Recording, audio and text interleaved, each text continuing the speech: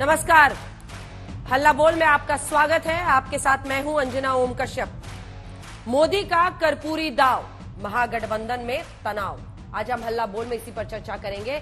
हल्ला बोल में इस सवाल पर चर्चा करेंगे कि क्या 2024 के लिए कमंडल के बाद मंडल को भी बीजेपी ने बड़ा हथियार बनाया है। इस सवाल पर चर्चा करेंगे कि क्या मोदी सरकार के फैसले ने लालू और नीतीश के बीच की दूरी बढ़ा दी है। यह सवाल इसलिए है क्योंकि नीतीश पीएम मोदी को धन्यवाद दे रहे हैं।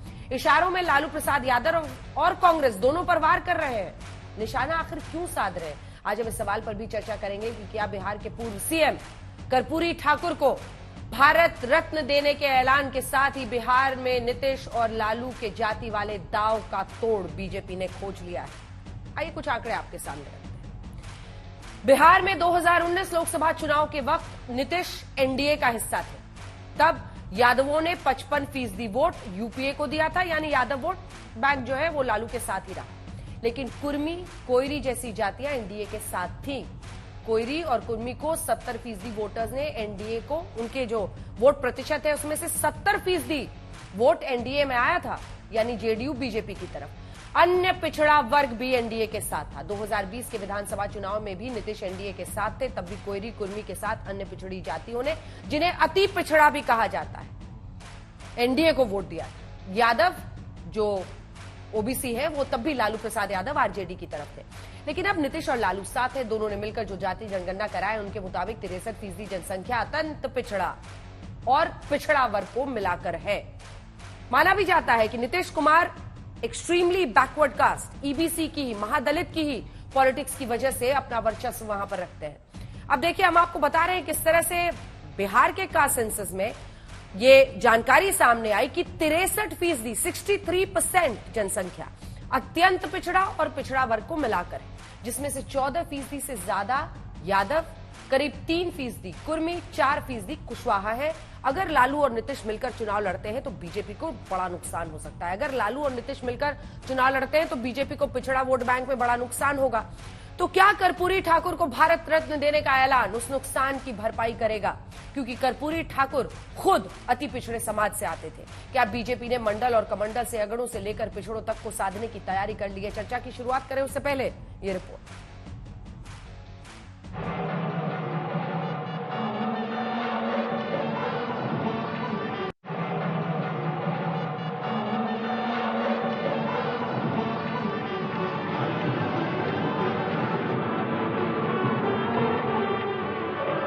अयोध्या में रामलला जीवंत हो रहे थे। प्राण प्रतिष्ठा का यज्ञ पूर्ण हो रहा था। देश राममय हो रहा था। पीएम मोदी भाव विभोर हो रहे थे। राम भारत की आस्था है, राम भारत का आधार है, राम भारत का विचार है, राम भारत का विधान है, राम भारत की चेतना है, राम भारत का चिंतन है, राम भारत की प्रतिष्ठा है, राम भारत का प्रताप है। बीजेपी 2024 के लिए हिंदुत्व की पिच पर पांव जमाए खड़ी दिख रही थी। तभी मोदी सरकार ने तरकश से एक और तीर निकाला। 22 जनवरी को रामलला की प्राण प्रतिष्ठा होती है। अगले ही दिन यानी 23 जनवरी को कर्पूरी ठाकुर को भारत रत्न देने का ऐलान हो जाता है। 22 जनवरी को कमंडल की राजनीति मकाम पर होती है। 23 जनवरी को बीजेपी मंडल की राजनीति का नया अध्याय खोल देती है। गरीब का दुख समझना, गरीब की चिंता कम करने के लिए प्रयास करना, समाज के पिछड़े और अति पिछड़े वर्गों के लिए निरंतर नई योजनाएं बनाना, हमारी सरकार के इन सभी कार्यों में कर्पूरी बाबू के विचारों से मिली प्रेरणा आप देख सकते हैं। 24 जनवरी यानी आज कर्पूरी ठाकुर का जन्म शताब्दी दिवस है। केंद्र सरकार की ओर से बड़ा आयोजन किया जा रहा है। बीजेपी के दिग्गज उन्हें श्रद्धांजलि दे रहे हैं। जिन्होंने पहली बार सामाजिक न्याय को मूर्त रूप देने का काम किया, वो जननायक को भारत रत्न मिले। 23 तारीख को मोदी जी ने उसको भी समाप्त। जननायक कर्पूरी ठाकुर जी को भारत रत्न से सम्मानित करने का मतलब भारत के प्रधानमंत्री जी ने देश के हर गरीब और वंचित को सम्मानित किया है। पटना में नीतीश तेजस्वी की सरकार ने भी कार्यक्रम का आयोजन किया। लेकिन तब तक पीएम मोदी की अगुवाई वाली बीजेपी सरकार महफिल लूट चुकी थी। भंवर में फंसे लालू और नीतीश दोनों अपना अपना दांव चलते हैं। नीतीश बाबू कांग्रेस को आईना दिखाकर पीएम को धन्यवाद देते हैं, तो लालू केंद्र के फैसले को चुनावी चाल बताते हैं। पहले कांग्रेस की सरकार या और की सरकार, बाद में अभी जो सरकार है, इन सब लोगों को हम अनुरोध करते रहे, लिखते रहे कि भाई जननायक कर्पूरी ठाकुर जी का भारत रत्न प्रदान किया जाए। अभी लोग नहीं करते थे, लेकिन कल कर दिया है, तो मुझे खुशी है। आज के दिन जननायक कर्पूरी ठाकुर जी के पार्टी समारोह में हम लोग इकट्ठे हुए हैं। उन्होंने जितनी प्रताड़ना सही, जितनी गालियां सुनी, उसको हम लोग याद कर रहे हैं।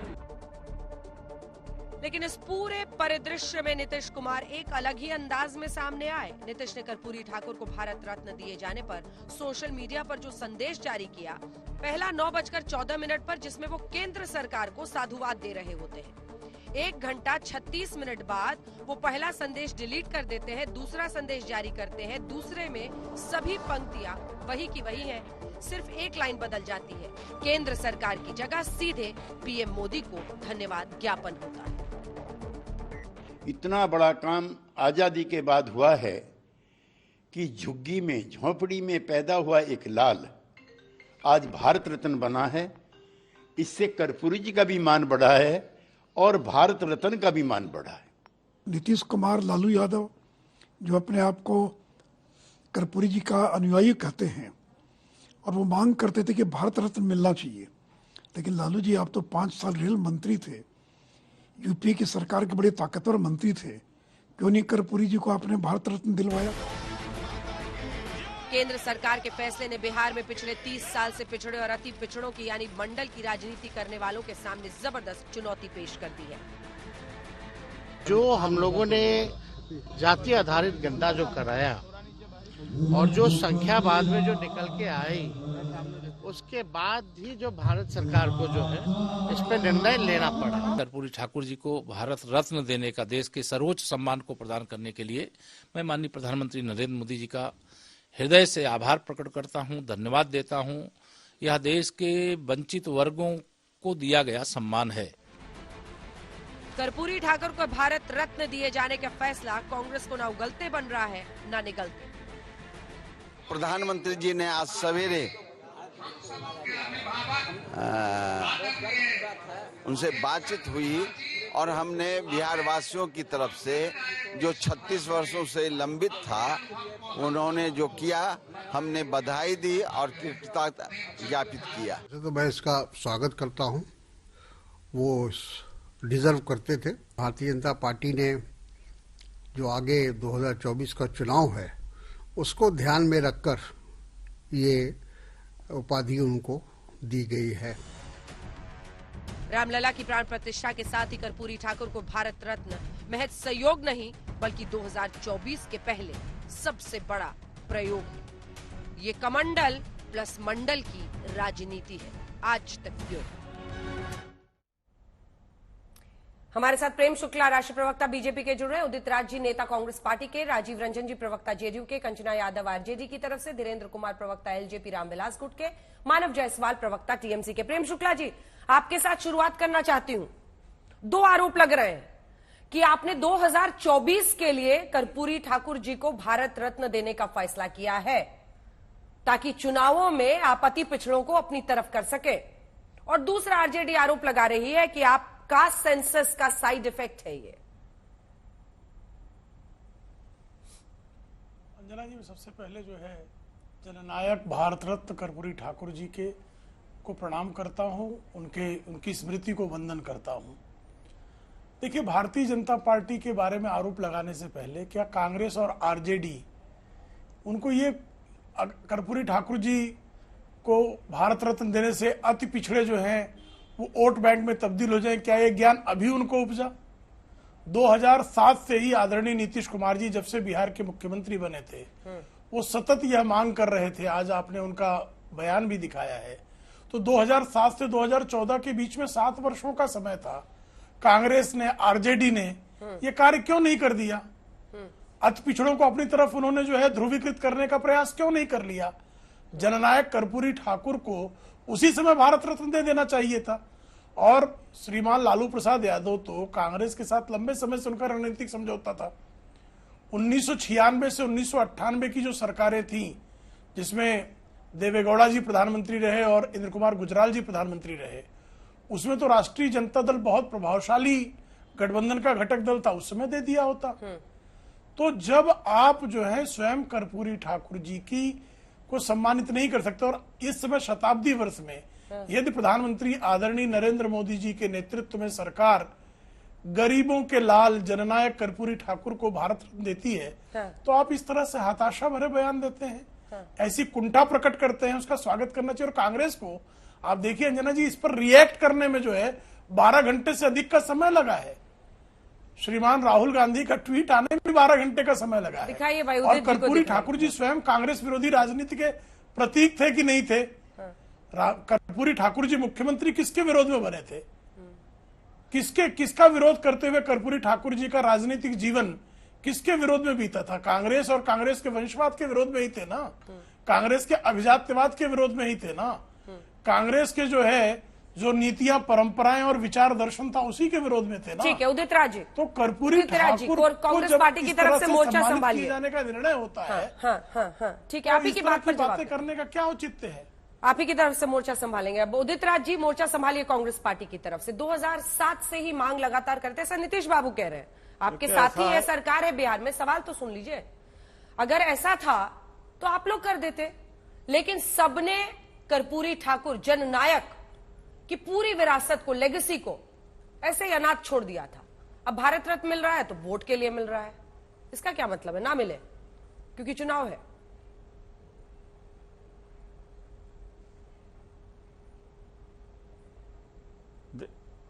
देखिए ऐसा है, मैं आपका प्रश्न पूरा हो गया जी?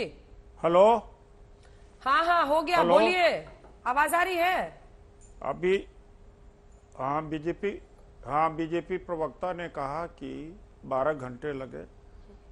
क्या हर मुद्दे पर मोदी जी कहें तभी पार्टी का स्टैंड माना जाता है? कल 1 घंटे के अंदर हमने धन्यवाद भी कहा था और यह भी कहा था कि ये राजनीति के हिसाब से किया गया है, और अगर नीतीश जी इनके साथ रहते तो कभी न करते, क्योंकि नीतीश जी के हटने से जो अति पिछड़ा वर्ग का वोट बैंक खिसक गया है उसकी भरपाई के लिए किया। इन्हें कर्पूरी ठाकुर जी से कोई मोहब्बत नहीं है बल्कि नफरत है। जैसे मंडल के खिलाफ में कमंडल निकाला, और कमंडल की ही देन है कि आज इस मुकाम पर ये पहुंचे हैं। जब मंडल कमीशन लागू हुआ था इस देश में बड़ा आंदोलन खड़े हुए थे, और एक बहुत बड़ा गुस्सा भर गई थी खास तौर से सवर्ण समाज में। उसको रूप देने के लिए अडवाणी जी ने रथ यात्रा चलाई थी, और उसी से दो एमपी की पार्टी आज यहाँ तक पहुँच पाई है।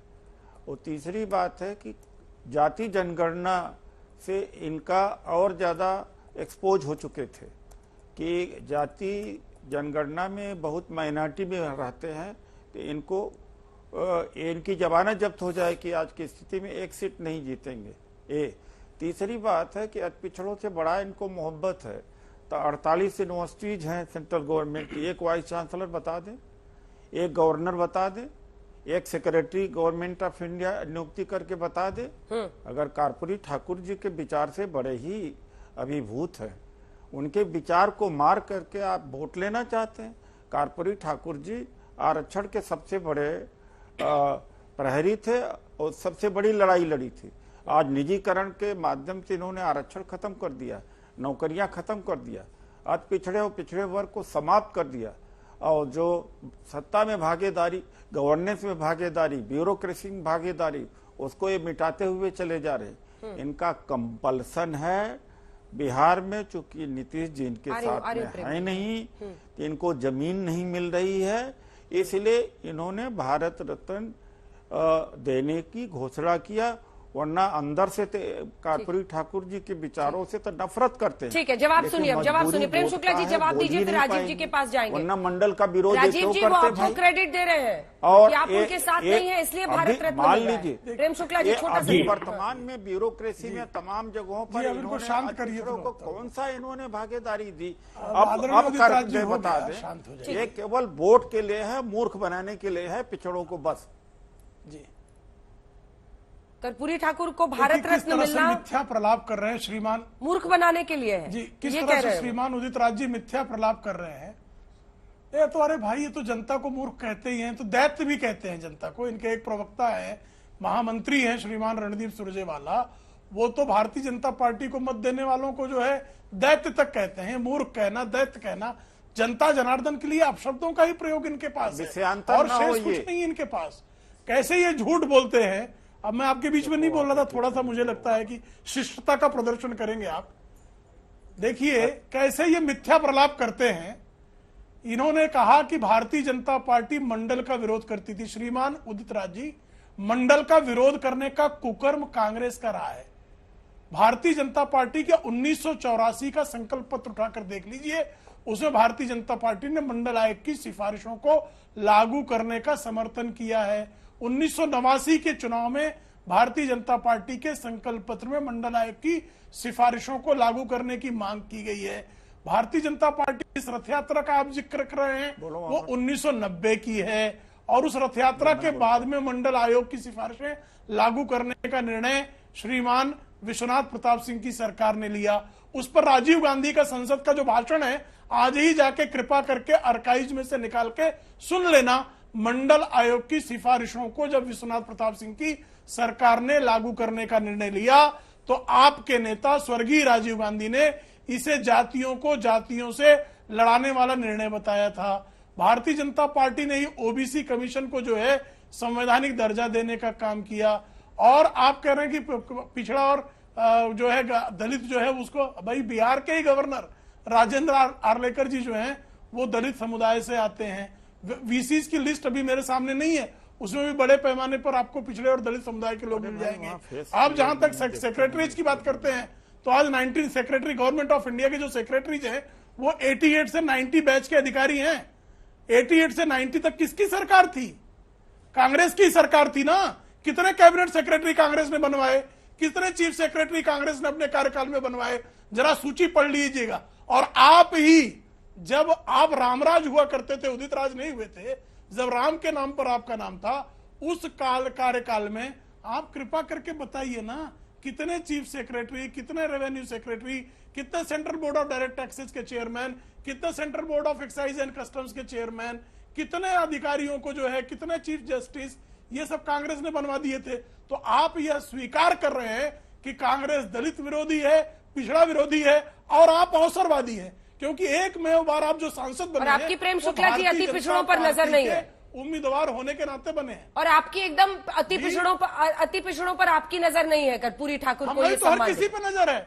हमारी तो सबका साथ, सबका विकास, पूरा सबका विषयांतर प्रयास है। हो रहे हम हैं। तो मेरे अंतिम एक पंक्ति में खड़े व्यक्ति के का साथ भी जवाब हमारा, इन्होंने नहीं दिया। अगड़े के साथ भी, पिछड़े के साथ नहीं, भी, नहीं, उदित राज जी, गरीब के का साथ जवाब हमारी नहीं नजर है। ठीक है उदित राज जी, सबका साथ, सबका विकास। क्या गलत कह रहे हैं? क्या कांग्रेस पार्टी मंडल के खिलाफ नहीं थी?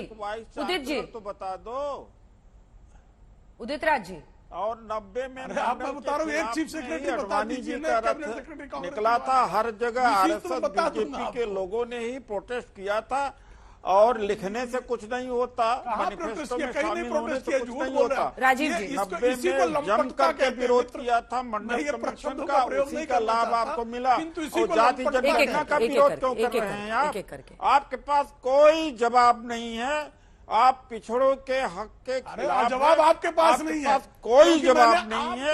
आप विषयांतर हो रहे हैं। आप नौकरी खत्म कर दे रहे हैं, निजी क्षेत्र में आप निजीकरण सारा कर दे रहे हैं, तो पिछड़ों को देंगे क्या आप? ठीक है राजीव जी, राजीव जी, क्या ये कहना, आपने अभी सुना उदित राज जी को, मैं नहीं जानती आप इस बात से सहमत है नहीं है, आप इंडिया गठबंधन की मजबूरियों की वजह से खुल के दिल की बात कह पाएंगे नहीं कह पाएंगे, लेकिन ये कहना कि कर्पूरी ठाकुर को भारत रत्न मिलना जनता को मूर्ख बनाने के लिए है, क्या ये लाइन सही है? क्या आज इफ एंड बट इसमें लगाना चाहिए? वो जननायक है और 2007 से तो नीतीश बाबू ही कह रहे हैं कि हमने लगातार कहा था, तो 2007 से 14 तक कांग्रेस ने नहीं किया, लेकिन मुझे लगता है आप कांग्रेस के खिलाफ नहीं बोलेंगे, क्यों राजीव जी? नहीं, मुझे ऐसा लगता है उदित राज जी शब्दों के चयन में कहीं ना कहीं मुझे लगता है उससे चूक हो गई है। एक बात बिल्कुल साफ है, देखिए कर्पूरी ठाकुर जी जीवन पर्यंत न केवल अत्यंत पिछड़ी जातियों की बल्कि समाज के अंदर जो सामाजिक आर्थिक गैर बराबरी थी उसके खिलाफ वो लगातार चिंतनशील थे, प्रयत्नशील थे। उनके फैसले इसकी तस्दीक करती है। नीतीश कुमार जी ने पूरी तरह से कर्पूरी जी को आत्मसात किया है और इसीलिए बिहार में चाहे अति पिछड़ी जातियों के लिए एक अलग वर्ग का निर्धारण हो या जिस तरह से अति पिछड़ी जातियों के लिए उन्होंने कमीशन बनाया और तमाम तरह के उनके कल्याणकारी कार्यों की एक लंबी फहरिस्त है जो उनके कार्यकाल में हुए। और हाल के दिनों में निसंदेह दबाव तो पड़ता है, फैसलों का असर होता है। जब उन्होंने जातीय गणना या जातीय सर्वे के आंकड़ों के आधार ये कहा था कि हम जो आर्थिक दृष्टि से कमजोर लोग हैं उनको हम सहयोग करेंगे, तो बाजाप्ता न केवल वो फैसला लिया, उसकी प्रशासनिक स्वीकृति है वो भी दी गई और 94 लाख जो परिवारों के एक एक सदस्य को 2 लाख रुपए का आर्थिक सहयोग देने का फैसला है। यह युगांतकारी कालजयी फैसला है। इसके साथ ही आप देखेंगे नौकरियों में बड़ी तादाद में अति पिछड़ी जातियों के लोग इस बार भी शिक्षक नियुक्ति में बड़ी संख्या में वो आए हैं। तो ये जो भी फैसले थे और साथ साथ राजीव जी अब आज पे आइए ना, जरा बीती शाम पे आइए ना। पहले उन्होंने केंद्र सरकार को धन्यवाद दिया, फिर ट्वीट में बाकी लाइनें तो सेम रही, लेकिन प्रधानमंत्री नरेंद्र मोदी को धन्यवाद दिया।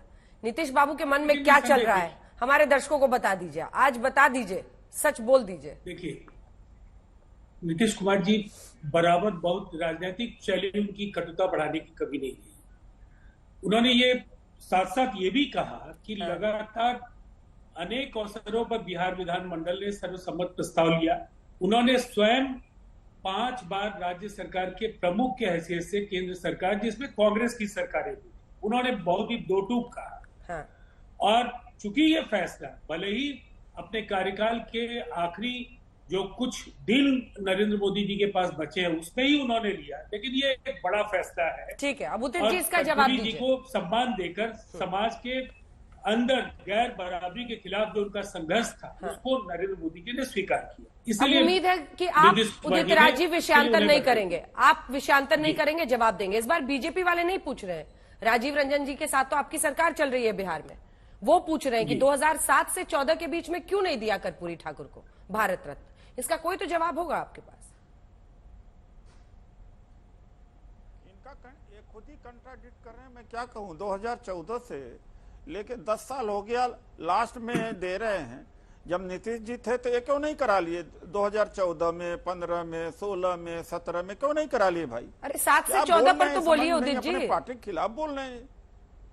7 से 14 पर तो बोलिए। नहीं, वो मान लीजिए हमने नहीं किया तो ये क्या कर रहे हैं? ये क्या कर रहे थे फिर 2014, 15, 16, 17 में क्या कर रहे थे? मान लीजिए हमने नहीं किया तो क्या कर रहे थे? और उन्हीं के साथ सरकार में थे। अजीब स्थिति है भाई। राजीव जी आप कहां से बोल रहे हो भाई? आप अपने पार्टी के खिलाफ बोल रहे हो भाई? क्या आपकी पार्टी इनके साथ में सत्ता में थी तो क्या कर रही थी? आज जब केवल जाति जनगणना की बात जब आई है, नीतीश जी ने कहा, तो उसका ये जवाब है। आप अपने पार्टी के खिलाफ क्यों कर रहे हैं भाई? आपको कोई आप पढ़ते लिखते नहीं हो क्या भाई? अरे आपकी जेडीयू थी, बीजेपी के साथ में सरकार बनाई थी, 6-7 साल क्या कर रहे थे? सो रहे थे क्या? राजीव क्यों नहीं करा लिए थे? आपकी बात अगर पूरी हो गई हो तो मुझे अपनी बात रखने दीजिए। तलवार निकल गया, बताइए। अजीब स्थिति है साहब। नहीं, मैं नहीं समझता हूँ तलवार निकालने की जरूरत है। कांग्रेस को ये स्वीकार करना चाहिए, उनके कार्यकाल में निसंदेह ये चूक हुई है, लेकिन भारतीय जनता पार्टी ने भी नीतीश कुमार जी को सरकार में हम न करेंगे। उदित राज जी थोड़ा धैर्य रखिए, अपनी बारी में बोलिएगा, आपको मैंने नहीं टोका। अरे 2014 से तो थे भाई। नहीं, प्लीज उदित राज जी, इस तरह की बहस हम लोग नहीं करते हैं। आप एक वरिष्ठ राजनेता है, थोड़ा संयम के साथ। देखिए मुझे ऐसा लगता है, आप बीजेपी के कहने से फंस रहे हो, आप ही बोलिए, बीजेपी के कहने से फंस रहे हो, आप बिना मतलब फंस रहे हो भाई। ठीक है, आप जाति जनगणना पे आओ ना भाई। उदित जी, आप कांग्रेस के ऊपर कर रहे हो। किसने करा दिया जातीय जनगणना? जो आपके साथ में इस समय है। नहीं, जवाब तो सुनिए। नीतीश कुमार जी ने ही कराया ना भाई।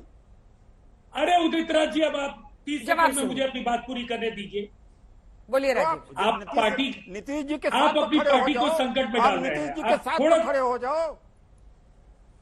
अरे भाई, आप नीतीश जी के साथ क्यों नहीं खड़े होते कि नीतीश जी ने जाति जनगणना किया, उसकी मजबूरी है, उसके वजह से दे रहे हैं। आप कहां से कहां भटक रहे हो? आप पूरी बात सुनते नहीं है ना। प्रॉब्लम क्या है ना कि आपको लगातार अपनी बात कहने की आदत है। सुने आपकी बात यार, आप अपने नेता के खिलाफ बोल रहे हो तो मैं आपके नेता को डिफेंड कर रहा हूँ, आपको डिफेंड कर रहा हूँ भाई।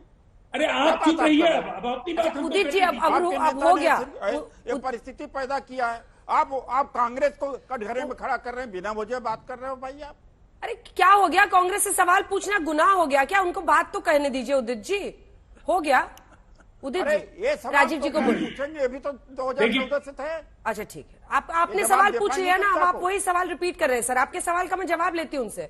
वो कह रहे हैं कि आप साथ में थे सरकार में, आपने पहले क्यों नहीं करवा दिया? राजीव जी जवाब दीजिए। देखिए निसंदेह एक अलायंस में जूनियर पार्टनर के तौर पर हम उनके साथ थे, उनको लगातार हमने कहा, लेकिन कई बार हम ये मानते हैं कि लगातार उस बांध पर बने रहने का परिणाम भी देर सवेर निकलता है।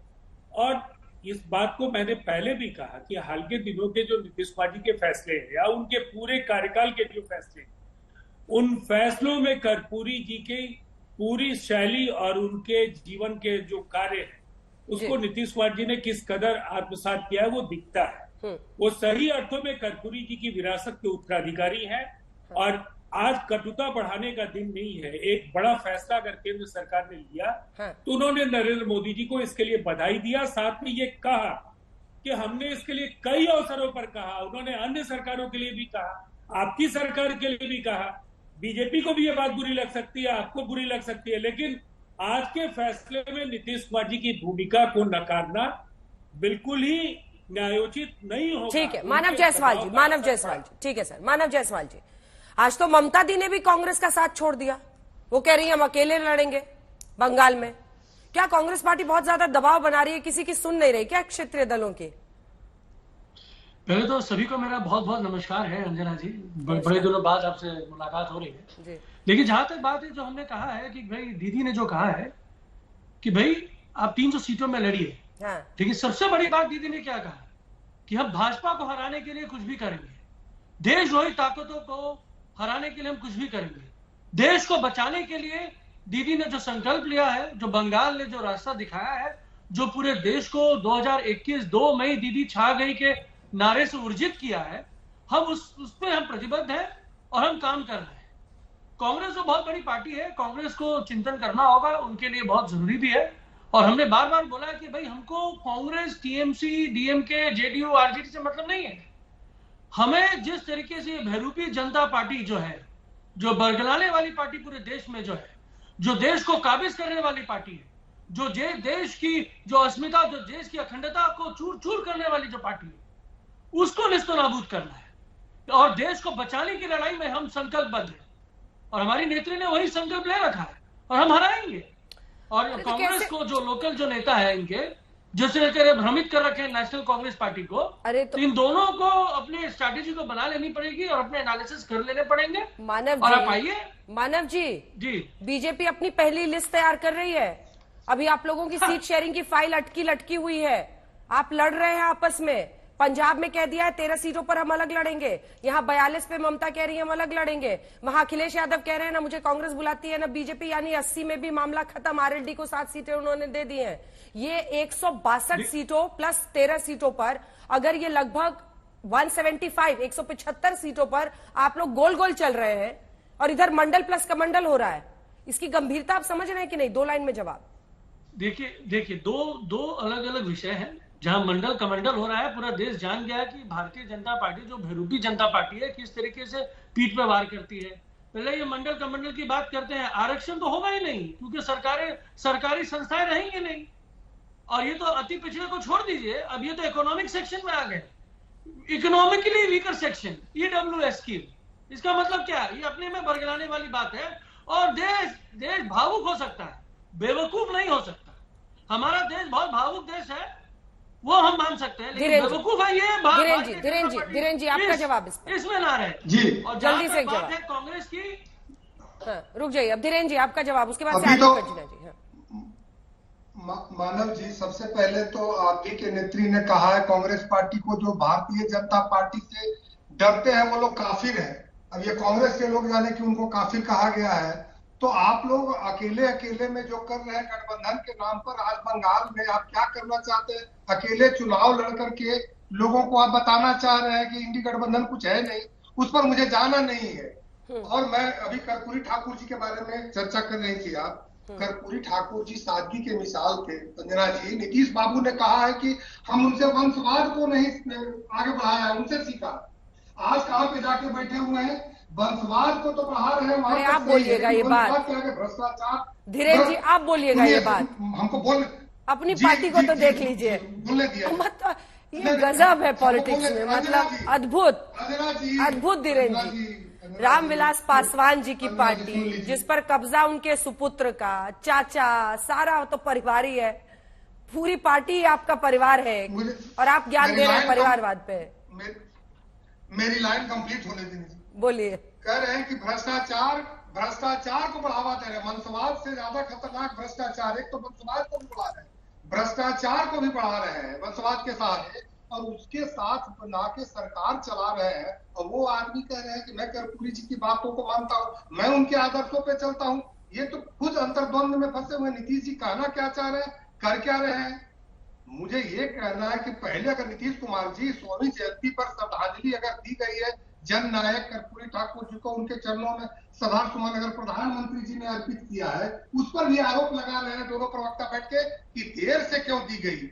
देर से इसलिए दी गई नहीं कि दी गई इसके लिए बधाई दीजिए, क्योंकि देश का प्रधानमंत्री अति पिछड़ा बना है, इसलिए अति पिछड़ों को इस बार सम्मान मिला है और उनकी कंचना यादव, इस पर आपका जवाब। अगर पहले दे देते, इस पर आपका जवाब। धीरेन्द्र शास्त्री जी और प्रेम शुक्ला जी, आपको याद होगा कि जब कर्पूरी ठाकुर जी ने सबसे पहले आरक्षण दिया था, तो आप ही के नेता, जनसंघ के नेता कहा करते थे कि कर्पूरी ठाकुर वापस जाओ और छुरी लेकर बाल बनाओ। अरे ये आपके नेता कहे हुए हैं सर, और आज आप बड़े हितैषी हो गए हो। दरअसल आप पे जो प्रेशर है ना, आपने जो बोला कि मंदिर राम पर जो आपने बोला कि 400 पार, वो आपको समझ में आ गया। सुन लीजिए, मैं लास्ट में बोल रही हूँ, 1 मिनट बोलूंगी, वही मौका मिलेगा। आपको मालूम हो गया कि, अरे सुन लीजिए सर, अभी इतना गंदा भाषण, एक बयान और है, वो मैं बोल नहीं सकती नेशनल टीवी पर, वो नेशनल टीवी पर जनता पार्टी की सरकार की जनसंघ ने विलय किया पड़ जाता। झूठ बोल रही है, रिकॉर्डेड झूठ बोल रही है। रिकॉर्डेड झूठ नहीं झूठ बोल रही है आप। फिर से मैं कह रहा हूं, जनता पार्टी की सरकार थी, जनसंघ उसमें विलीन थी। ठीक है, पूरा कर लीजिए प्रेम जी। आर्टिकल नहीं, जनसंघ उसमें विलीन थी, आप झूठ बोल रही है। नहीं, झूठ बोल रही है, शर्मनाक जनसंघ के लोग शर्मनाक झूठ है, शर्मनाक कर रहे हैं बात, और यही कांग्रेस के लोग बोल रहे थे। प्रेम जी पूरा करने दीजिए, प्रेम जी मैं आपसे जवाब लूंगी, उनको पूरा करने दीजिए। शाउटिंग मैच नहीं प्लीज, पूरी कीजिए। जो इनके प्रेसिडेंट हैं बीजेपी यूनिट के, आप लोग खुश है कि नहीं है कि कर्पूरी ठाकुर को भारत रत्न मिल रहा है? खुश है कि नहीं? इफ एंड बट क्यों लगा रहे हैं इसमें? इफ एंड बट क्यों लगा रहे हैं? वंचित शोषित खुश होगा इस बात से कि कर्पूरी ठाकुर जी को जो है कि भारत रत्न मिला, लेकिन कैसे मिला? इनको लगा था कि ये राम मंदिर पर 400 पार कर जाएंगे। इनको समझ में आ गया कमंडल जो है वो मंडल पर भारी है, और कमंडल जो है वो मंडल पर भारी रहेगा। कंचना जी सवाल तो सुनिए, कंचना जी सवाल तो सुनिए। आज नीतीश बाबू ने कहा है कि ये सिखाते थे कर्पूरी ठाकुर, और उन्हीं से उन्होंने सिखाया परिवारवाद के खिलाफ। कहीं आप लोग पर निशाना तो नहीं साध रहे थे? क्योंकि आपकी पार्टी भी तो एक फैमिली की लिमिटेड कंपनी है। देखिए, लिमिटेड कंपनी कब बोलते हैं? जब हम दो हमारे दो होते हैं। लेकिन राजद में, राजद का एक एक कार्यकर्ता, एक एक नेता राजद परिवार का फैमिली है। इसको परिवारवाद नहीं कहते। यहाँ पर बैठे धीरेन्द्र शास्त्री जी मुस्कुरा रहे, बताइए कि हम दो हमारे दो इनके पास है या नहीं, या तो फिर जो हम के चला रहे हैं हम तो हमारे तो वो लोग हैं या नहीं। तो ये जो भारतीय जनता पार्टी के जो प्रोडक्ट हैं वहां पर जो परिवारवाद है वो परिवारवाद नहीं होता। हमारे यहाँ हर एक कार्यकर्ता राजद का फैमिली है, वो परिवारवाद नहीं है। बीजेपी वाले अपने घर में झांक ले, अपने थोड़े प्रोडक्ट पे जो है नजर फैलाए और इनको समझ में आ जाएगा परिवारवाद क्या होता है। जवाब दीजिए रविशंकर जी, हमारे भी अब जवाब भ्रष्टाचार में सजाए आता है। देखिए किस तरह से सफेद झूठ आपके चैनल पे बोला जा रहा है, किस तरह से सफेद झूठ अभी राजद की प्रवक्ता ने बोला। कर्पूरी ठाकुर के बारे में इस तरह के अपमानजनक नारे कांग्रेस लगाती थी, जिसके लालू प्रसाद यादव लंबे समय से पिछलग्गू बने पड़े हैं। भारतीय जनसंघ जो है उसने जनता पार्टी में स्वयं का विलय कर लिया था और कर्पूरी ठाकुर की जो सरकार थी उसमें जनसंघ शामिल थी। कर्पूरी ठाकुर के निर्णय में जनसंघ पूरी तरह से शामिल थी। हमने कभी उनके विरोध में नारा नहीं लगाया। हाँ, कांग्रेस के लोग लगातार नारे लगा रहे थे और लालू प्रसाद यादव जब बीमार पड़े थे कर्पूरी ठाकुर, तो उनको जीप भी नहीं उपलब्ध कराया था कि मेरी गाड़ी में उपलब्ध डीजल नहीं है। तो लालू प्रसाद यादव ने जिस तरह से कर्पूरी ठाकुर के लिए एक बार मांग, कर्पूरी ठाकुर को भारत रत्न देने की एक बार मांग श्रीमान लालू प्रसाद यादव ने लंबे समय तक कांग्रेस के अलाई रहे। कर्पूरी ठाकुर को भारत रत्न दिया जाए, एक बार मांग करने में क्या कष्ट था इनको। 2004 से 2014 की सरकार में लगातार श्रीमान लालू प्रसाद यादव श्रीमती सोनिया गांधी के संयुक्त प्रगतिशील गठबंधन सरकार के पहले सरकार में शामिल थे, बाद में बाहर से समर्थन दे रहे थे। एक पत्राचार की प्रति मुझे ये दिखा दें कंचना जी, जिसमें श्रीमान लालू प्रसाद यादव ने आदरणीय कर्पूरी ठाकुर जी के लिए भारत रत्न की मांग की हो, क्यों नहीं की। और जब जीप कर्पूरी ठाकुर जी बीमार थे, उनको जीप चाहिए थी, तो कर्पूरी ठाकुर जी को जीप देने से लालू प्रसाद यादव ने यह कहकर इनकार कर दिया था कि मेरी गाड़ी में जो है डीजल नहीं है। तो लालू प्रसाद यादव ने क्या किया है, कर्पूरी ठाकुर जी को लक्ष्मणपुर बाथे जैसे हत्याकांड किसके कार्यकाल में हुए जी? किसके कार्यकाल में दलितों को जलाया गया, अति पिछड़ों को सताया गया, किसका कार्यकाल था वो? किसके कार्यकाल में जो है छोटा सा जवाब कंचना जी, मुझे जाना है उदित जी, जंगल राज में तब्दील किया गया। 2 लाइन का जवाब। आपने कब चिट्ठी लिखी कि कर्पूरी ठाकुर जी को भारत रत्न दिया जाए? अगर है तो दिखा दीजिए। मेरे पास चिट्ठी है और मेरे पास पूरा सबूत है। और पिछले जो शताब्दी समारोह मनाया जा रहा था वहां पर प्रधानमंत्री नरेंद्र मोदी जी थे, तो वहां पर तेजस्वी जी ने बोला था कि हम आग्रह करते हैं प्रधानमंत्री नरेंद्र मोदी जी से कि भारत रत्न दिया जाए। और आपको क्या मालूम है सर, और सबसे पहले डॉक्टर बी.आर. अम्बेडकर जी को भारत रत्न वीपी सिंह सरकार में मिली थी। आप लोगों ने क्या किया? पूरे 10 साल में आप लोगों ने क्या किया? जब लगा कि ये जो बिहार में जो नीतीश सरकार ने जो आरक्षण बढ़ाया है आप पे भारी पड़ गया। आपको मालूम था कि 40 सीट में 1 सीट पर आप नहीं निकाल पाओगे, तो मजबूरन आपने ऐलान किया कि कर्पूरी ठाकुर को हम भारत रत्न दे रहे हैं। अरे कुछ तो इज्जत अपनी रख लीजिए, काहे झूठ बोल रहे इतना नेशनल टीवी पर बैठकर। ठीक है प्रेम जी, छोटा सा जवाब। देखिए, बी.आर. अम्बेडकर को भारत रत्न देने का उस सरकार को भाजपा का समर्थन था। Doctor B R. अम्बेडकर का अपमान जो है कांग्रेस ने किया था, जिस कांग्रेस के आप पिछलग्गू हैं। उनके पार्थिव को यहाँ पर दिल्ली में जो है उनकी समाधि नहीं बनने दी गई, उनका पार्थिव जो है मुंबई भेज दिया गया। उनके जो है पंच तीर्थों को बनाने का काम नहीं किया गया। जी तक आ गई है। बाबा साहब अम्बेडकर को जो है अंतिम वक्तव्य भी संसद में नेहरू जी ने नहीं देने दिया। ठीक है, अब बात बी.आर. अम्बेडकर जी तक आ गई है, तो क्या कांग्रेस उनके विरोध में थी? इसका भी जवाब दीजिए। और दूसरा प्रश्न का दूसरा हिस्सा कि अगर वो वाकई मंडल प्लस कमंडल कर रहे हैं, तो आपके पास कास्ट सेंसस बोलने के अलावा तो कोई रणनीति दिखती ही नहीं है। राजस्थान में भी आपने मैनिफेस्टो में डाला, एमपी में भी डाला, जनता पर कोई असर तो हुआ नहीं। दोनों प्रश्नों का जवाब। देखिए, ये बीजेपी वाले बाबा साहब डॉक्टर अंबेडकर के शुभचिंतक बने तो आश्चर्य होता है। जो उन्होंने वर्ण व्यवस्था को तोड़ने की लड़ाई लड़ी, जब देखा कि वर्ण व्यवस्था टूट नहीं सकती, हिंदू धर्म में सुधार नहीं हो सकता, वो हिंदू धर्म को ही छोड़ दिया।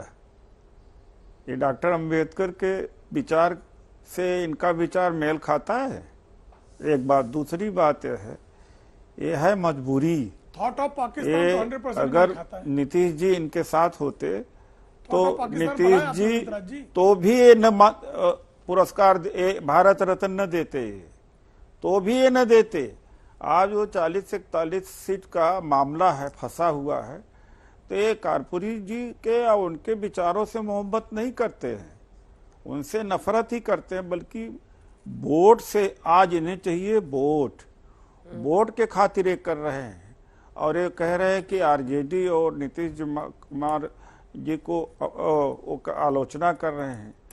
तो क्या ये कर्पूरी ठाकुर के वारिस ये हैं? ये तो विरोध में रहे हैं। वारिस चाहे कुछ कमी हो या अच्छाई हो, वारिस तो आरजेडी ही है और जनता दल यू है।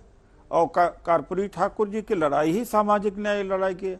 आपके तो हिंदू मुसलमान की लड़ाई है, आप कहां से इसमें आ गए? ठीक है, हम आपकी मजबूरी को समझ सकते हैं कि बिहार में आप सीटें नहीं मिलेंगी, कैसे देख लीजिए, मजबूरी बस, समझ लीजिए। काम अच्छा 1953 में अच्छा काम डॉक्टर बाबा साहब आम्बेडकर ने कहा था तो कांग्रेस एक जलता हुआ घर है। उदित जी जवाब। डॉक्टर बाबा साहब आम्बेडकर ने 1953 में कहा था कांग्रेस एक जलता हुआ घर है, जो इसके साये में भी खड़ा हो जाएगा वो जलकर खाक हो जाएगा।